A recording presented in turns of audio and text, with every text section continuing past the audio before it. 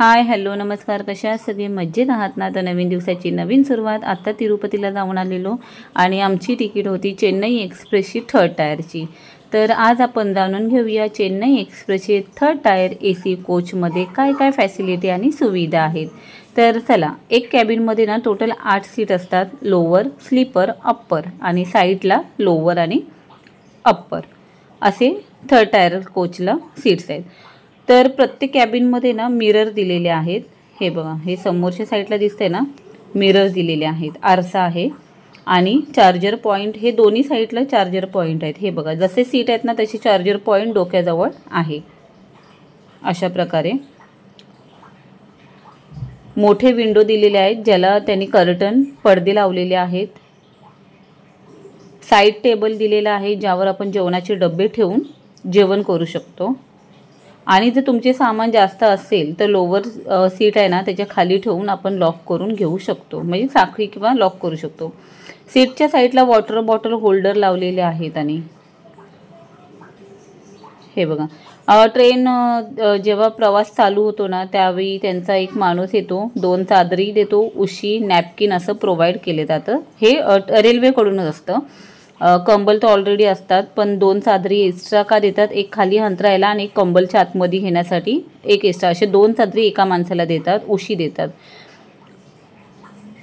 हे बघा, अशा प्रकारे 3rd टायर ना फुल्ली AC आहे.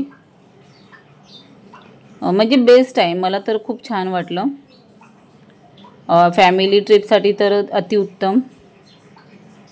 इथे पॅन्ट्री कारमधून जेवण पण असतं. तुम्ही जर जेवण नसेल, बाहेरून ऑर्डर केली, म्हणजे घेऊन निघाला नसेल ना, तर इथे लंच असेल ना, जेवण असेल ना, त्यावेळी स्वतः तिथले पॅन्ट्रीमधली माणसं येतात, ऑर्डर घेतात आणि मग ते त्यांच्या टायमाला देतात. ब्रेकफास्ट असेल, डिनर असेल, लंच असेल, काही असेल तर. आणि लॉंग ड्राईव्ह असेल ना, तर हे RPF वाल्यांची राऊंड सतत तिथे चालू असते. ते का आपल्या सेफ्टीसाठी रात्रीचं, हे एक सेफ्टीसाठी त्यांनी बेस्ट केलेलं आहे RPF वाल्यांसाठी. ते हे बघा, आता आमची झोपायची वेळ झालेली आहे.